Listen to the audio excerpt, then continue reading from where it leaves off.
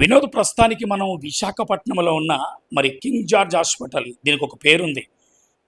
రాజుల కాలంలో కట్టిన ఈ హాస్పిటల్కి మరి ఎంఎన్ చౌదరి గారి దగ్గర నుంచి మరి శివానందం గారు, అంటే 1927 నుంచి 2025 వరకు మరి కంటిన్యూ చేసిన శివానంద గారి వరకు మరి కార్యక్రమాలని సూపరింటెండెంట్గా కొనసాగుతున్న ఈ యొక్క కేజీహెచ్ హాస్పిటల్కి మరి డాక్టర్ ఐవాని గారు ఎప్పటి నుంచో మరి సుపరిచితులు, మరి అందరికీ పరిచయస్తులే.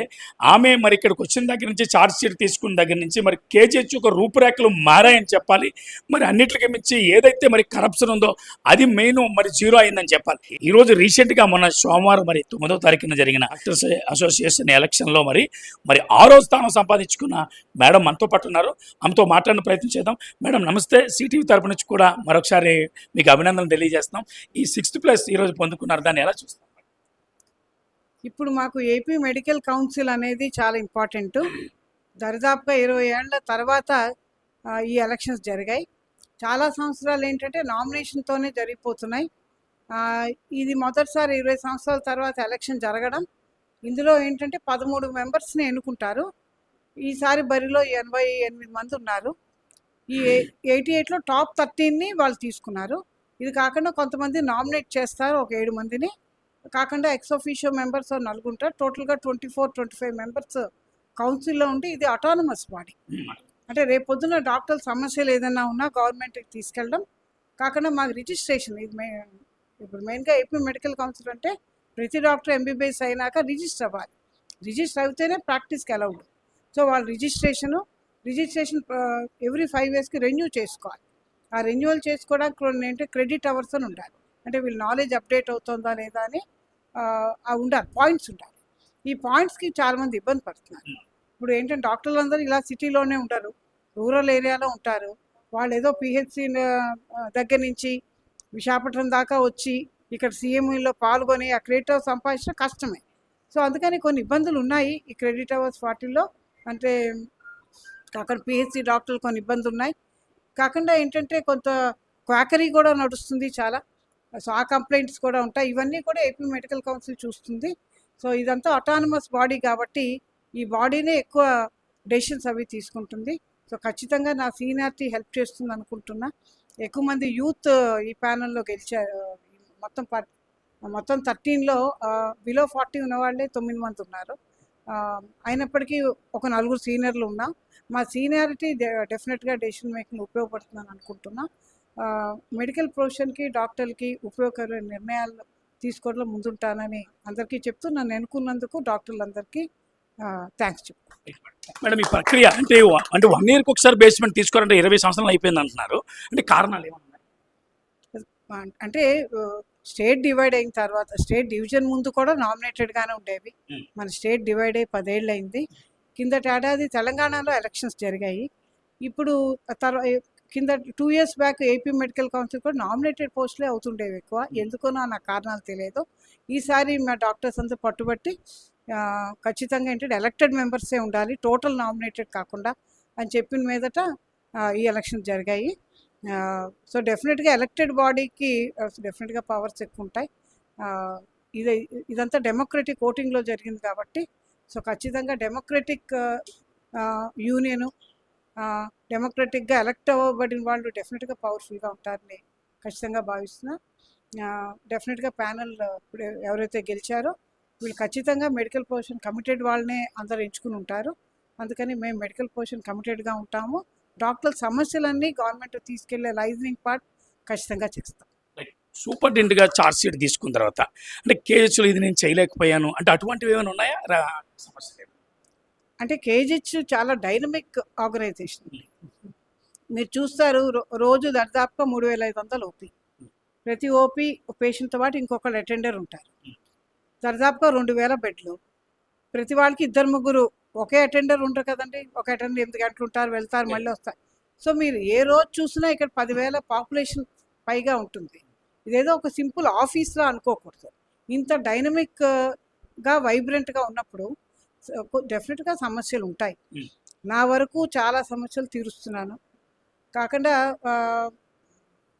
అంటే మెయిన్గా డ్రగ్స్ ప్రొక్యూర్మెంట్, ఖచ్చితంగా పేషెంట్లకి గ్యాప్ లేకుండా ఇవ్వడం, ఇవన్నిట్లో కాన్సన్ట్రేట్ చేస్తున్నాను. ఇవన్నీ కాకుండా ఇప్పుడు మనకేంటంటే ఎలక్ట్రానిక్ హెల్త్ రికార్డ్స్ ప్రతిదీ డిజిటలైజ్ అవ్వాలనే ఇది కూడా నిబంధనలు కూడా ఉన్నాయి. ఇప్పుడు అన్నీ కూడా ఓపీ టికెట్ కూడా ఆభా యాప్లో రిజిస్టర్ అవ్వాలి. కాకుండా ఐపీ కూడా అన్ని డిశ్చార్జ్లు అన్నీ కూడా ఆన్లైనే జరగాలి. ఇవన్నీ కొత్తగా ఇంక్లూడ్ అవుతున్నాయి. ఇప్పుడు ప్రస్తుతం ఏంటంటే ట్రాన్సిషన్ ఫేజ్లో ఉన్నాం. ఇంతకుముందు అన్ని మాన్యువల్గా చేసింది, ఇప్పుడు అన్నీ డిజిటలైజ్ అవుతున్నాయి.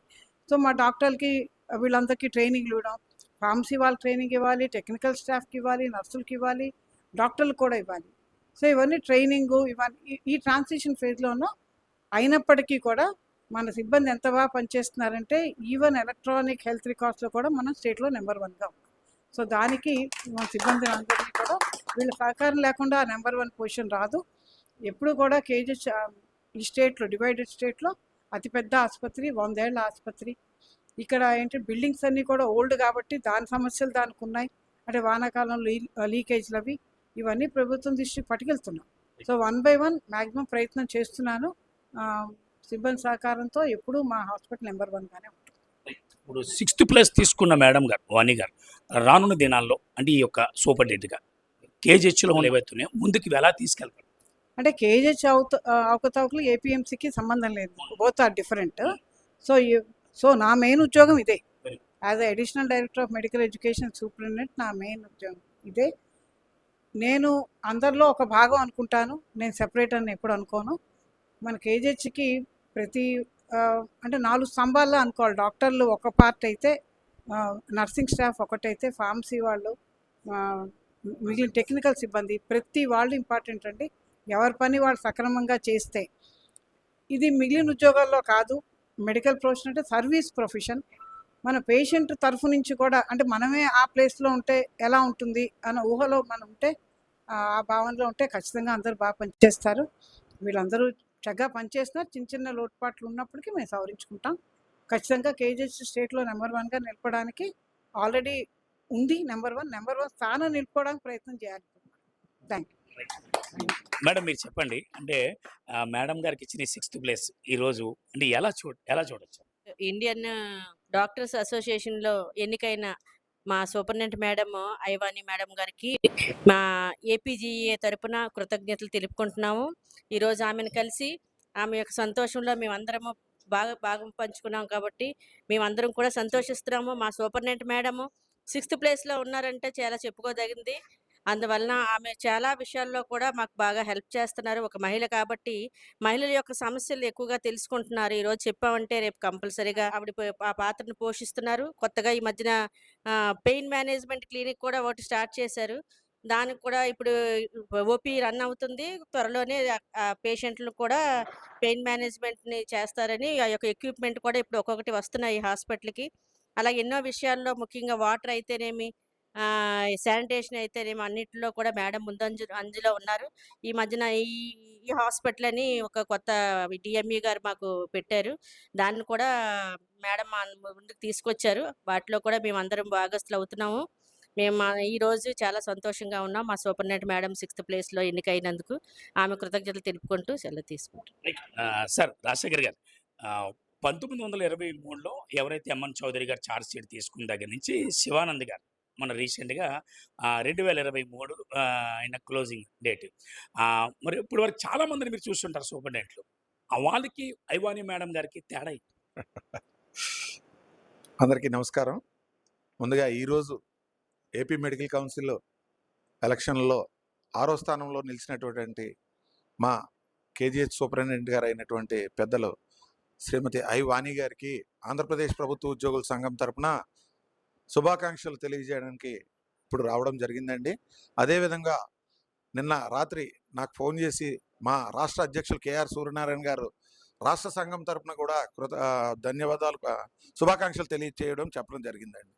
అయితే ఇప్పుడు డిఫరెన్స్ అనేది ఏముండదండి. ఎందుకంటే ప్రతి విషయాన్ని కూడా ఒక్కొక్క రోజు ఒక్కొక్కలా ఉంటుంది హాస్పిటల్ అనేది. అందులోకి ఈ వైద్య శాఖ, అందులోకి కింగ్ జార్జ్ హాస్పిటల్ అంటే చుట్టుపక్కల ఉన్నటువంటి రాష్ట్రాలకు కూడా జనాభా రావడం జరుగుతుంది. ఒక రోజు ఉన్న ప్రాబ్లం ఇంకొక రోజు ఉండదు, ఇంకో రోజు ప్రాబ్లం ఇంకో రోజు ఉండదు. ఏ రోజు ప్రాబ్లంని ఆ రోజు తీర్చే విధంగా చేయడమే సూపరింటెండెంట్ గారు చేసే పని. మరి ఐవాని గారు మేడం గారు వచ్చిన తర్వాత తప్పకుండా చక్కగా ఇప్పుడే చెప్పారు మేడం గారు, రాష్ట్రంలోనే ప్రథమ స్థానంలో ఉంది. ఇప్పుడు దాన్ని నిలుపుకునేటట్టు ప్రయత్నం చేయడమే మా సిబ్బంది అందరూ కూడా వారికి సహాయ సహకారాలు అందించి ఆ నెంబర్ 1 స్థానాన్ని అలా నిలబెట్టుకోవడానికి ప్రయత్నం చేస్తామని చెప్పి తెలియజేస్తాం. 13 మందిలో అంటే 6th ప్లేస్ రావడం అంటే ఇది మామూలు విషయం కాదు. అందులో ఏపీ స్టేట్ లెవెల్‌లో. అంటే దీన్ని ఎలా చూడొచ్చు? ఇప్పుడు కొత్తగా ఇంతకు ముందు అయితే 150 సీట్లే ఉండేవండి. ఇప్పుడే మేడం గారు చెప్పారు, ఇప్పుడు 250 సీట్లు అయ్యాయి. అందులో యూత్ ఎక్కువగా ఉన్నారండి. యూత్ అంటే ఈ రోజున ప్రతి ఒక్కరు కూడా ఆకర్షింపబడతారు. ఎందుకంటే ఫాస్ట్గా పని చేయగలుగుతారు. ఏ డాక్టర్కి ఏ ప్రాబ్లం వచ్చినా కూడా యూత్ అయితే చేయగలరు అనే ఒక నినాదం ఉన్నది. ఇప్పుడు ఇక్కడే కాదు, డాక్టర్స్లోనే కాదు, ఎక్కడన్నా కూడా యూత్ బాగా పనిచేస్తారని ఒక దీంట్లో కూడా మరి సీనియర్ అయ్యుండి ఆరో స్థానంలో వచ్చారంటే నిజంగా అంటే వారు ఇప్పటి వరకు చేసినటువంటి డాక్టర్స్ చేసినటువంటి సేవలే దానికి నిదర్శనం అని చెప్పి తెలియజేస్తున్నాను. రైట్. అంటే ఇప్పటికి స్త్రీలలో అంటే 1923 నుంచి తీసుకుంటే ఇప్పటికి ఆరో ఆమె. అంటే అప్పటి నుంచి ఇప్పటి వరకు మరి స్త్రీలు చాకచక్యంగా పనిచేస్తారు. అందులో వాణి మేడం గారు వచ్చిన తర్వాత చాలా డిఫరెంట్‌గా కొన్ని పొజిషన్‌లు కూడా మారాయని అనిపిస్తుంది. దానికి మీరేం తప్పకుండా అండి. మేడం గారు వచ్చిన తర్వాత కొన్ని సిస్టమ్స్‌ని చాలా లైన్‌లో పెట్టడం జరిగింది. మరి మహిళ కాబట్టి మహిళల తాలూకా ప్రాబ్లమ్స్ అన్నీ కూడా ఈరోజు చెప్తే రేపటికల్లా అవి సాల్వ్ చేసే విధంగా పనిచేస్తున్నారు. నిజంగా వారికి మా ఆంధ్రప్రదేశ్ ప్రభుత్వ ఉద్యోగుల సంఘం తరపున కృతజ్ఞతలు, ధన్యవాదాలు తెలియజేస్తున్నాం. రైట్. వినోద్, మరి ఈరోజు 13 మరి పార్టిసిపేట్ చేసినప్పుడు అందులో 6వ స్థానం పొందుకోవడం అంటే ఇది మామూలు విషయం కాదు.